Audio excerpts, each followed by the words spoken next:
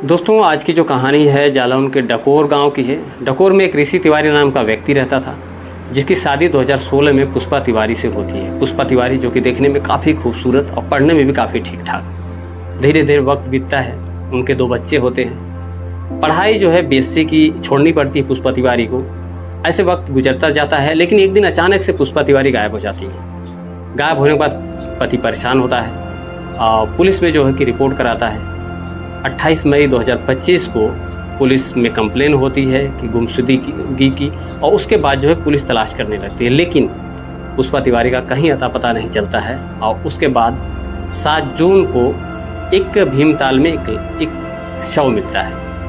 उत्तराखंड के भीमताल में एक शव मिलता है। पुलिस के पास आता है, पुलिस ऋषि तिवारी को बुलाती है और उसकी पहचान करने को कहती है। पुलिस के पास जो शव था, ऋषि तिवारी उसको पहचान जाता है अपनी पत्नी के रूप में, और उसके बाद जो है कि वो काफ़ी परेशान होता है और एक व्यक्ति के नाम से एफआईआर दर्ज कराता है, जिसका नाम था अभिषेक, जो कि उसी के गांव का व्यक्ति था, जो कि उनके बच्चों को ट्यूशन पढ़ाया था।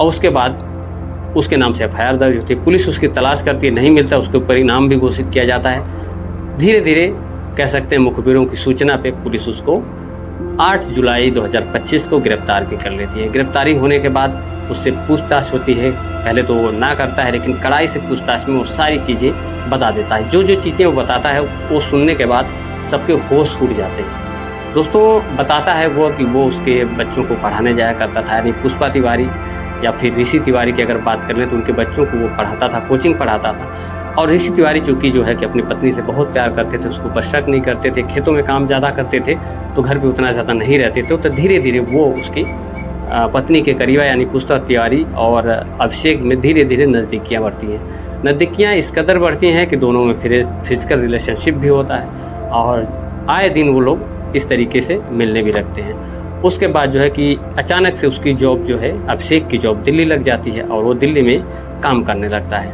लेकिन पुष्पा तिवारी से उसका संपर्क बराबर रहता है। जब भी वो घर आता है, फिर बच्चों को पढ़ाने के बहाने या फिर मिलने के बहाने आके पुष्पा तिवारी से मिलता रहता है। दोस्तों, मामला यही नहीं रुका, मामला इतना आगे बढ़ गया कि पुष्पा तिवारी उससे जो है जिद करने लगती है उसके साथ रहने की।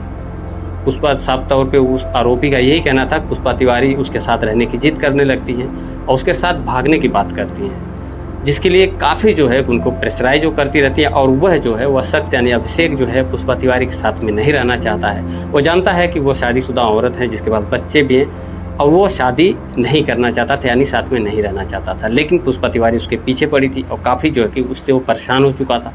उसके बाद वो प्लान करता है अपने माइंड में पुष्पा तिवारी से पीछा छुड़ाने के लिए। पुष्पा तिवारी को दिल्ली बुलाता है और दिल्ली बुलाने के बाद घूमने जो है भीमताल लेके जाता है और वहीं पे पुष्पा तिवारी को मार डालता है। और मार डालने के बाद जो है उसके बाद फरार हो जाता है।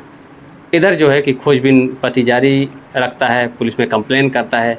पुलिस को एक बॉडी मिलती है जो कि पुष्पा तिवारी की शिनाख्त की जाती है उसके पति द्वारा, और उसके बाद एफआईआर भी पति द्वारा अभिषेक पे कराया जाता है, जो कि उसी गांव का था, जो कि उनके बच्चों को पढ़ाने जाया करता था। तो कहीं ना कहीं जो है ऋषि तिवारी के माइंड में था, कहीं ना कहीं शक था, लेकिन कह सकते हैं आपकी पति था, थोड़ा बहुत सारी चीज़ों को इग्नोर भी करता रहा होगा अपने बच्चों के लिए, अपनी फैमिली के लिए, और उतना ज़्यादा शायद नहीं सोच रहा था जितनी ज़्यादा कि जो पुष्पा तिवारी और अभिषेक का प्रेम प्रचंड आगे बढ़ चुका था। फिलहाल जो है कि गलत चीज़ों का हमेशा गलत ही नतीजा आता है दोस्तों, चाहे वो पुष्पा हो या फिर अभिषेक हो। आपने देखा होगा पुष्पा तिवारी जो कि अपने पति और बच्चों के रहते हुए भी एक गैर मर्द के साथ संबंध बनाया, उनकी तरफ आकर्षण उनका हुआ और उसके बाद उनको जान से अपनी हाथ धोना पड़ा। दूसरी तरफ अभिषेक की अगर बात करते हैं तो एक शादीशुदा महिला के बच्चों को पढ़ाने जाने के बाद कहीं न कहीं उनकी नीयत में खोट आई और संपर्क हुआ उनका